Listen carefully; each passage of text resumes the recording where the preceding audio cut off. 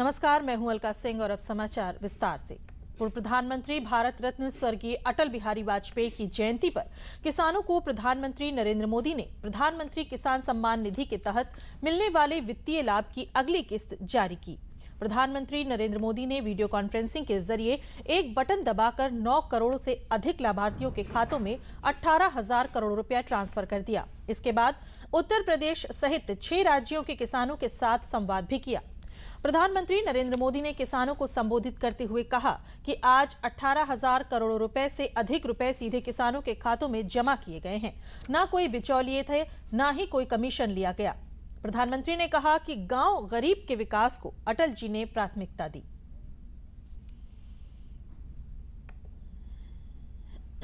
देश के 9 करोड़ से ज्यादा किसान परिवारों के बैंक खाते में सीधे एक कंप्यूटर की क्लिक से 18,000 करोड़ रुपए से भी ज्यादा रकम उनके किसानों के बैंक के खाते में जमा हो गए हैं। जब से ये योजना शुरू हुई है तब से 1,10,000 करोड़ रुपए से ज्यादा 1,10,000 करोड़ रुपए से ज्यादा किसानों के खाते में पहुंच चुके हैं। और यही तो गुड गवर्नेंस है, यही तो गुड गवर्नेंस टेक्नोलॉजी के द्वारा उपयोग किया गया है। 18,000 करोड़ से ज्यादा रुपए पल भर में, कुछ ही पल में सीधे किसानों के बैंक खातों में जमा हो गए हैं। कोई कमीशन नहीं, कोई कट नहीं, कोई हेराफेरी नहीं। टेक्नोलॉजी का इस्तेमाल करते हुए पीएम किसान सम्मान योजना में ये सुनिश्चित किया गया है कि लीकेज न हो। प्रधानमंत्री ने कहा कि किसानों को बदनाम कर कुछ लोग अपनी राजनीति चमका रहे हैं। पहले की सरकारों की नीति के कारण वो किसान बर्बाद हुआ जिसके पास कम जमीन थी। प्रधानमंत्री ने कहा कि हमारी सरकार ने आधुनिक खेती को लेकर बल दिया। प्रधानमंत्री ने कहा कि हमारा फोकस किसानों के खर्च को कम करने पर किया गया। पीएम फसल बीमा योजना, किसान कार्ड, सम्मान निधि योजना की मदद से खेती को आसान किया गया है।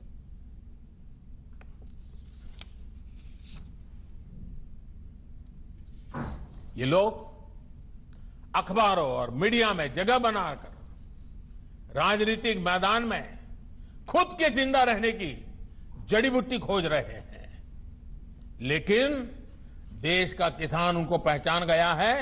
अब देश का किसान उनको ये जड़ी बूटी कभी देने वाला नहीं है। कोई भी राजनीति, लोकतंत्र में राजनीति करने का उनको हक है, हमें इसका विरोध नहीं है, लेकिन निर्दोष किसानों की जिंदगी के साथ न खेलें, उनके भविष्य के साथ खिलवाड़ न करें, उन्हें गुमराह न करें, भ्रमित न करें। साथियों, ये वही लोग हैं जो बरसों तक सत्ता में रहे। इनकी नीतियों की वजह से देश की कृषि और किसान का उतना विकास नहीं हो पाया जितना उसमें सामर्थ्य था। केंद्रीय मंत्री स्मृति ईरानी ने आज अमेठी में किसानों को संबोधित करते हुए कहा कि राहुल गांधी जनता को बरगलाने का काम कर रहे हैं। उनके शासनकाल में किसान खाद के लिए लाठी खा रहे थे। सम्राट साइकिल के किसानों की जमीन पर आज भी गांधी परिवार का कब्जा है। अमेठी में जो भी विकास हुआ वो मोदी और योगी की सरकार के समय में किए गए हैं। कृषि केंद्र, केंद्रीय विद्यालय, धान खरीद, गेहूं खरीद का काम इसी सरकार में हुआ है। अमेठी के किसानों को गेहूं खरीद में 55 करोड़, धान की खरीद में 60 करोड़ रुपए दिलाए गए हैं। आज मैं आभार व्यक्त करती हूं देश के प्रधानमंत्री जी को। साल 2014 में हम अमेठी की लोकसभा सीट नहीं जीते थे, लेकिन वचनबद्ध थे अमेठी की जनता के प्रति कि आपकी हर चुनौती का समाधान हम आपको प्रेषित करेंगे। और 15 दिन में सांसद न होते हुए भी खाद की रैक पहुंचाने का काम अगर किसी ने किया तो मोदी की सरकार ने किया। ये बात आज मैं इसलिए दोहराती हूं क्योंकि आज देश भर में किसानों को झूठ बोलकर बरगराने वाला अगर कोई पाप कर रहा है तो अमेठी का वो पूर्व सांसद राहुल गांधी कर रहा है। अमेठी का एक किसान जानता है कि खाद के संदर्भ में अमेठी की किसान की क्या दुर्गति होती थी। लाइन लगती थी खाद की दुकान के बाहर और पुलिस से लाठीचार्ज करवाया जाता था अमेठी के किसानों पर। यह भूला नहीं है अमेठी का किसान। और तब लाठीचार्ज किया जाता था जब देश में सत्ता कांग्रेस पार्टी की थी। तब अमेठी की जनता पर लाठीचार्ज करवाया जाता था खाद के लिए, जब सांसद राहुल गांधी थे। हापुड़ जनपद में केंद्रीय रेल मंत्री पीयूष गोयल ने अटल बिहारी वाजपेयी की जयंती पर प्रधानमंत्री किसान सम्मान निधि कार्यक्रम में भाग लिया। हापुड़ पहुंचने पर भाजपा के कार्यकर्ताओं द्वारा केंद्रीय मंत्री पीयूष गोयल का जोरदार स्वागत किया गया। इस अवसर पर श्री गोयल ने किसानों से बात की और उन्हें कृषि विधेयक के बारे में जानकारी दी। उन्होंने कृषि विधेयक से होने वाले फायदों के बारे में भी किसानों को जानकारी दी।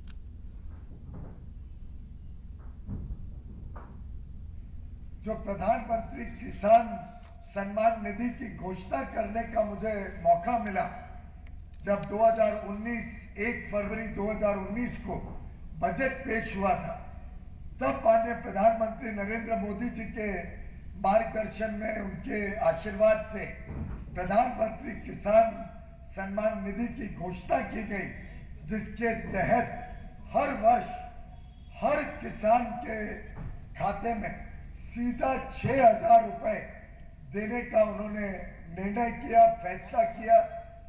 और 1 दिसंबर 2018 से ही उस योजना को लागू कर दिया गया। और उसी कड़ी में आज माननीय प्रधानमंत्री नरेंद्र मोदी जी के कर कमलों द्वारा एक किश्त सीधा 9 करोड़ से अधिक किसानों के खाते में सीधा जाएगी। आज पूर्व प्रधानमंत्री अटल बिहारी वाजपेयी जी की 96वीं जयंती है। इस दिन को सुशासन दिवस के रूप में भी मनाया जाता है। इस मौके पर राष्ट्रपति रामनाथ कोविंद ने आज नई दिल्ली स्थित उनकी समाधि सदैव अटल पर उन्हें पुष्पांजलि अर्पित की।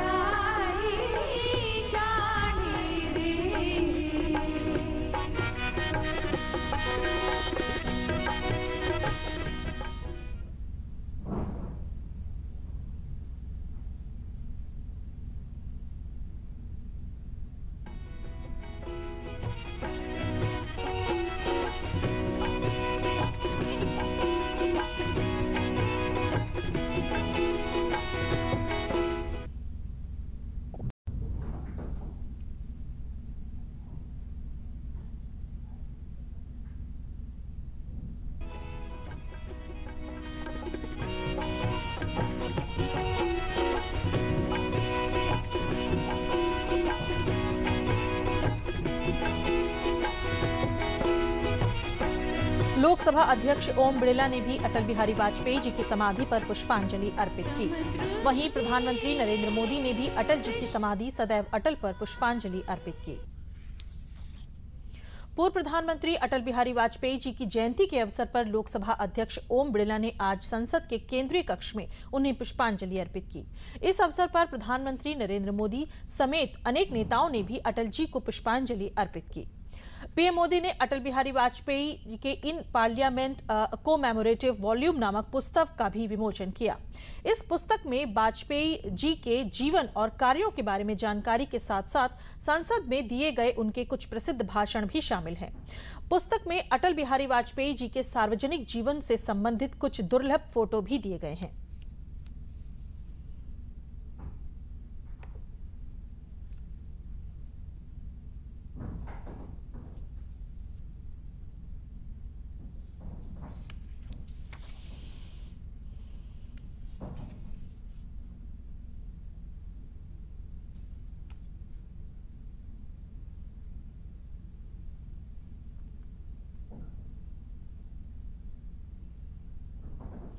पूर्व प्रधानमंत्री अटल बिहारी वाजपेयी जी को नमन करती हमारी ये खास रिपोर्ट।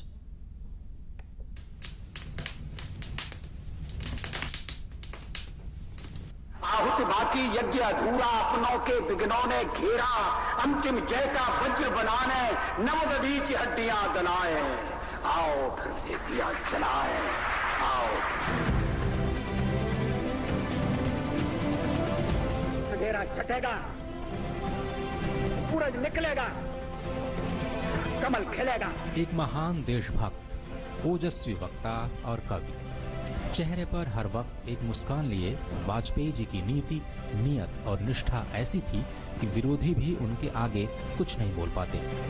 उन्होंने अपने जीवन काल में एक ऐसे भारत का सपना देखा जिसकी बुनियाद भी उन्होंने ही रखी। उन्होंने कहा था, मैं ऐसे भारत का सपना देखता हूँ जो समृद्ध और मजबूत है, ऐसा भारत जो दुनिया के महान देशों की पंक्ति में खड़ा हो। मध्य प्रदेश के ग्वालियर में जन्मे अटल बिहारी वाजपेयी के पास 40 सालों से ज्यादा समय का संसदीय अनुभव था। ग्वालियर के विक्टोरिया कॉलेज से स्नातक करने के बाद उन्होंने कानपुर के डीएवी कॉलेज से राजनीति शास्त्र में परास्नातक की डिग्री हासिल की। राष्ट्रधर्म, पांचजन्य के अलावा स्वदेश और वीर अर्जुन जैसे अखबारों का संपादन किया। मेरी 51 कविताएं, संकल्प काल, शक्ति से शांति, 4 डिकेड्स इन पार्लियामेंट, मृत्यु या हत्या, अमर बलिदान, कैदी कविराज की कुंडलियां, new dimensions of India's foreign policy जैसी कई किताबें लिखी। सामाजिक समता का बिगुल बजाने वाले महात्मा फुले हमारे पथ प्रदर्शक होंगे। अटल बिहारी वाजपेयी 1961 से राष्ट्रीय एकता परिषद के सदस्य भी रहे। 1951 में जनसंघ के संस्थापक सदस्य और फिर 1968 से 1973 तक भारतीय जनसंघ के अध्यक्ष रहे। 1977 से 1980 तक जनता पार्टी के संस्थापक सदस्य और 1980 से 1986 तक भाजपा के अध्यक्ष भी रहे। 11वीं लोकसभा के दौरान वे नेता विपक्ष बने। इससे पहले मोरारजी देसाई सरकार में 24 मार्च 1977 से 28 जुलाई 1979 तक उन्होंने विदेश मंत्री का पदभार भी संभाला।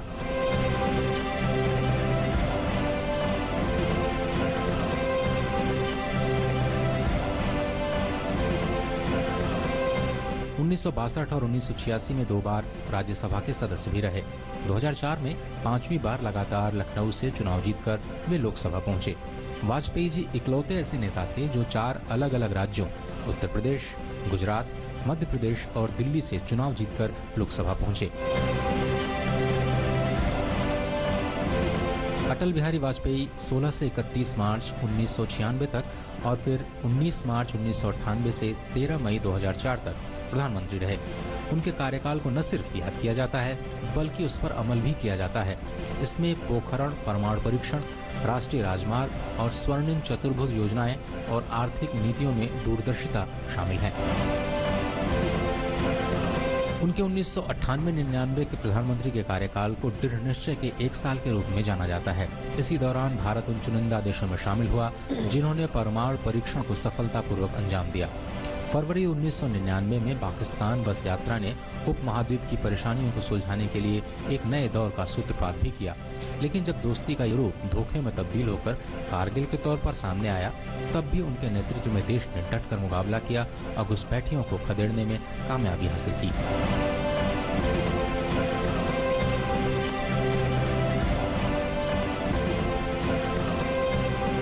वाजपेयी जी को देश की अभूतपूर्व सेवा करने के लिए 1992 में पद्म विभूषण से सम्मानित किया गया था।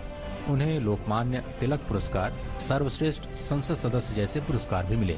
1993 में कानपुर विश्वविद्यालय से उन्हें मानद डॉक्टरेट की उपाधि भी मिली। मार्च 2015 में उन्हें भारत के सर्वोच्च नागरिक सम्मान भारत रत्न की उपाधि से नवाजा गया।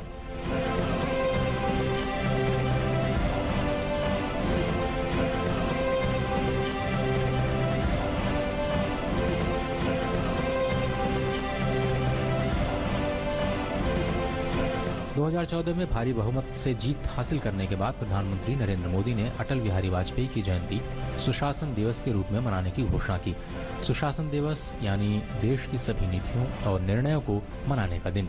इसके पीछे मकसद यह है कि भ्रष्टाचार मुक्त शासन स्थापित करने के लिए प्रेरणा मिल सके, आम लोगों के कल्याण को प्राथमिकता दी जा सके। वाजपेयी जी ने एक बार कहा था, भारत को लेकर मेरी एक दृष्टि है, ऐसा भारत जो भय, भूख, निरक्षरता और अभाव से मुक्त हो। और भारत उस दिशा में तेजी से आगे भी बढ़ रहा है। Bureau report, DD news. Bharatiya Janata party आज देश भर में भारत रत्न पूर्व प्रधानमंत्री स्वर्गीय अटल बिहारी वाजपेयी की जयंती को सुशासन दिवस के रूप में मना रही है। अटल बिहारी वाजपेयी जी की 96वीं जयंती पर मुख्यमंत्री योगी आदित्यनाथ ने लोक भवन में उनकी प्रतिमा पर पुष्प अर्पित किया। मुख्यमंत्री योगी आदित्यनाथ ने इस अवसर पर अटल बिहारी वाजपेयी की प्रतिमा पर माल्यार्पण किया और उनको श्रद्धांजलि भी दी।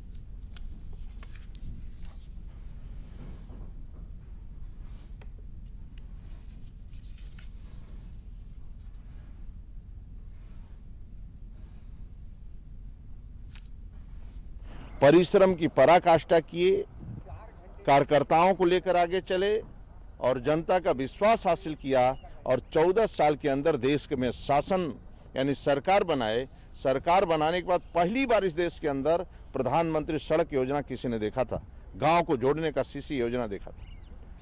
हाईवे, नेशनल हाईवे, 4 लेन की सड़कें पहली बार इसने देश ने यह देखा था कि कोलकाता से बॉम्बे, बॉम्बे से वाराणसी कैसे जोड़ा जाता है, पहली बार उन्होंने देखा था। किसान क्रेडिट कार्ड, पोखरण विस्फोट, कारगिल युद्ध, यानी इस देश के सम्मान के लिए, भारत मां के सम्मान के लिए अपना जीवन समर्पित कर दिया। वो स्वयं में अटल थे, यानी इस देश के लिए समर्पण, यानी अटल समर्पण में देश के लिए किए, इस मातृभूमि के लिए मैं आज वंदन करता हूं। इस नेता के लिए अभिनंदन करता हूं, इनके चरणों में मैं नमन करता हूं। प्रधानमंत्री नरेंद्र मोदी ने पंडित मदन मोहन मालवीय जी को भी उनकी जयंती पर नमन किया। पीएम ने ट्वीट के माध्यम से कहा, काशी हिंदू विश्वविद्यालय के प्रणेता और बहुआयामी प्रतिभा के धनी महामना पंडित मदन मोहन मालवीय जी को उनकी जन्म जयंती पर शत शत नमन। उन्होंने अपना संपूर्ण जीवन समाज सुधार और राष्ट्र सेवा में समर्पित कर दिया। देश के लिए उनका योगदान पीढ़ी दर पीढ़ी प्रेरित करता रहेगा। समाचार अभी और भी हैं, लेकिन पहले लेते हैं एक विराम। ध्यान रखते हैं हर घड़ी मेरा, और माँ जी प्यार से हाथ बटाती हैं। अगर हर कोई रखता है मेरा इतना ख्याल, तो मैं क्यों न रखूं अपना ध्यान। इसीलिए 9 तारीख को सरकारी अस्पताल जाती हूँ, जहाँ अब सरकारी के संग प्राइवेट डॉक्टर भी आते हैं। प्रधानमंत्री सुरक्षित मातृत्व अभियान के तहत हर महीने की 9 तारीख को सभी सरकारी अस्पतालों में गर्भवती महिलाओं की विशेष सेहत जांच मुफ्त की जाती है, ताकि अगर खतरे के लक्षण हो तो उनका सही समय पर इलाज कर सके। अपने डॉक्टर या एएनएम की मदद से नवजात शिशु को जन्म के तुरंत बाद अपने स्तन पर रखें। उसे नहलाएं नहीं और साफ सूखे कपड़े से पोंछें। उसकी नाल को साफ और सूखा रखें। टोपी पहनाकर कपड़े में लपेटकर अपने पास रखें। उसे स्तनपान कराएं रात और दिन हर 4-6 घंटे में। अगर बच्चे को सांस लेने या स्तनपान करने में तकलीफ हो रही हो तो तुरंत डॉक्टर से मिलें। अधिक जानकारी के लिए इस नंबर पर फोन। इतनी प्यारी, आय हाय, जाने क्या खाए। 6 महीने में होगा माँ का दूध ही। ना रे ना, जरूर खाए कुछ और भी। दीदी चावल का मार, फिर दाल का पानी। ध्यान से देख, है कुछ और कहानी। मुन्नी ऐसी बढ़ती जाए, बताओ ना क्या क्या खाए। यही सब, बस 6 महीने की हुई अभी तो। अरे तभी तो। घर में जो भी हो सब पकाओ, गाढ़ा बनाओ और खिलाओ। 6 महीने जब पूरे हो जाएं, पेट पूजा की घड़ी आए। पूर्व प्रधानमंत्री व भारत रत्न स्वर्गीय अटल बिहारी वाजपेयी के जन्मदिन पर आज आजमगढ़ में कृषि महाविद्यालय कोटवा में कृषि मेला और प्रदर्शनी व गोष्ठी का आयोजन किया गया, जिसमें बड़ी संख्या में किसानों और महिला किसानों ने भाग लिया। वहीं किसानों को जागरूक करने के लिए विभिन्न विभागों से जुड़े स्टॉल लगाए गए थे। कार्यक्रम के दौरान प्रधानमंत्री नरेंद्र मोदी के किसानों के लाइव कार्यक्रम को उपस्थित लोगों ने देखा। वहीं कार्यक्रम सहभाग कर रहे किसानों के खातों में किसान सम्मान निधि की धनराशि मिलने पर उनके अंदर अलग सी प्रसन्नता देखी गई।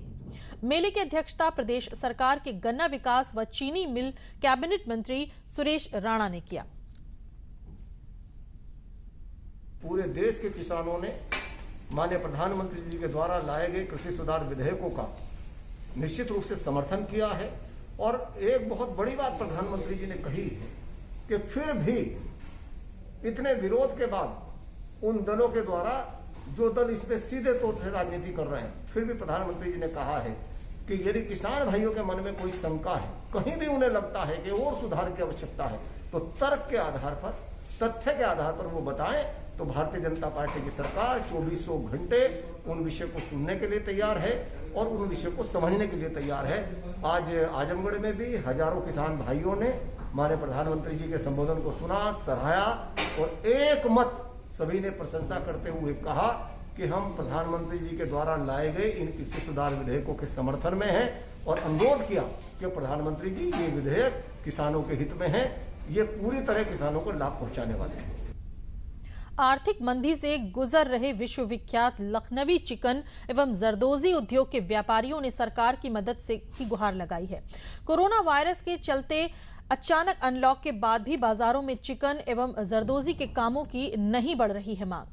चिकन व्यापारी अंकुर दीक्षित ने बताया कि लॉकडाउन से पहले चिकन के उत्पादों की बिक्री अच्छी होती थी। लॉकडाउन खत्म होने के बाद भी चिकन उत्पादों की बिक्री न के बराबर हो रही है। आर्थिक मंदी के इस दौर में जहां एक तरफ चिकन में उपयोग होने वाले कपड़े महंगे हो गए हैं, वहीं कमाई न होने से कारीगरों को वेतन देने में भी कठिनाई आ रही है। यही हाल जरदोजी के कारीगरों का भी है। जरदोजी में उपयोग होने वाले उत्पादों पर सर्विस चार्ज बढ़ जाने से काफी दिक्कतों का सामना करना पड़ रहा है। हम लोग चाहते हैं कि कुछ सरकार की तरफ से या स्टेट गवर्नमेंट से या सेंट्रल गवर्नमेंट से कोई मदद मिले हम लोगों को, क्योंकि इस समय हम अपने वर्करों को सैलरी भी नहीं दे पा रहे हैं। जो सैलरी पहले देते थे उससे कम सैलरी दे पा रहे हैं। उसके अलावा जो सैलरी अब दे रहे हैं वो भी देने में असमर्थ हैं इस समय। हम लोगों की जो है जहाँ से प्रोडक्शन होता है, हम लोगों का जो मिलों से कपड़ा आता था, उन मिलों में सब लेबर चली गई है, जिसकी वजह से पर मीटर पे 8 से 10 रुपये मीटर जो है कपड़े का रेट भी बढ़ गया है, प्लस और कपड़ा भी नहीं मिल पा रहा है। दोनों ही समस्या है हम लोगों के आगे। कोरोना आने से पहले हम लोग की 200 रुपये फीस 200 रुपये कमा लेते थे और आज जो है लॉकडाउन ख़त्म होने के बावजूद हम लोग के सिर्फ 100 रुपये कमा पाते हैं, जिससे बच्चों की फीस भरना काफ़ी प्रॉब्लम हो रहा है, उनको खिलाना पिलाना, यहाँ तक कि हम लोग को किराया देने में भी मुश्किल हो रहा है। वहाँ से हम लोग घर से यहाँ अपनी फैक्ट्री पैदल चल के ही आते हैं। इसमें काफ़ी हम लोग को काफ़ी प्रॉब्लम हो रही है। सरकार से हाथ जोड़ के रिक्वेस्ट कर रही हूँ कि प्लीज़ इस पे ध्यान दें कि हम लोग की जो है सारे चिकन जितना मतलब माल है सब बिकना चाहिए, हम लोग की आर्थिक स्थिति सही हो। जब से लॉकडाउन, मेरा नाम आशिक अली है, आरी काम करते हैं हम। जब से लॉकडाउन चालू हुआ है काम के हालात इतने बुरे हो गए हैं। इस समय काम जब लॉकडाउन से पहले 200 रुपये का काम होता था, इस समय 100 रुपये का काम हो रहा है। लॉकडाउन खुलने के बाद इस समय हालात इतने ख़राब हो गए और मालिक को भी पैसे नहीं मिल रहे हैं। मालिक कहाँ कारीगरों को दे। जो इस पे मटेरियल भी लगता है उस पे भी पैसे बढ़ गए हैं। जो मटेरियल मिलता था मान के चलिए 200 रुपये का, वो सर्विस चार्ज लगा के 300 रुपये हो गए उसके। तो इससे भी बहुत ज़्यादा फर्क पड़ रहा है। दुनिया भर में क्रिसमस का त्योहार पूरे उत्साह के साथ मनाया जा रहा है। दुनिया के तमाम देशों में क्रिसमस के जश्न की शुरुआत हो चुकी है। गिरजाघरों को खास तौर पर रोशनी से सजाया गया है। गिरजाघरों में विशेष प्रार्थना सभा का भी आयोजन किया गया है। हालांकि कोरोना के चलते चर्च में भीड़ काफी कम है और लोग सामाजिक दूरी के नियमों का पालन करते हुए इस त्योहार को मना रहे हैं। कोरोना महामारी के चलते कई देशों में क्रिसमस तक लॉकडाउन भी लगा हुआ है, तो वहीं सुरक्षा के लिहाज से कई क्रिसमस पार्टी पोप पर भी पाबंदी लगा दी गई है। ऐसे में क्रिसमस फेस्टिवल का रंग कुछ अलग ही देखने को मिल रहा है। देश में भी क्रिसमस के जश्न की शुरुआत हो गई है। तमाम शहरों में चर्च रोशनी से नहा रहे हैं। लोग चर्च में प्रार्थना करते हुए दिखे तो साथ ही सेंटा ने बच्चों को गिफ्ट भी दिए।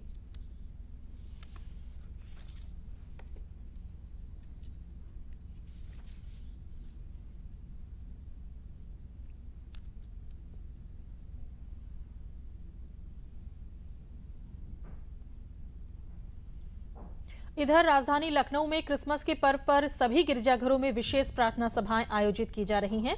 कल देर रात से शुरू हुए कार्यक्रम 26 दिसंबर की सुबह तक चलेंगे। इस दौरान गिरजाघरों में विशेष प्रार्थना सभाओं के साथ साथ कैरल भी गाया गया। गिरजाघरों में पहुंचकर श्रद्धालुओं ने मोमबत्ती जलाकर प्रार्थना की। साथ ही गिरिजाघर में लगी प्रदर्शनी को भी देखा, जिसमें प्रभु यीशु से जुड़ी झांकियां प्रस्तुत की गई हैं। लखनऊ के कैथेड्रल के फादर डॉक्टर DHR डिसूजा ने बताया कि हर वर्ष की तरह आयोजित होने वाले कार्यक्रम कोरोना काल की वजह से सीमित किए गए हैं, लेकिन श्रद्धालुओं का आना जारी है।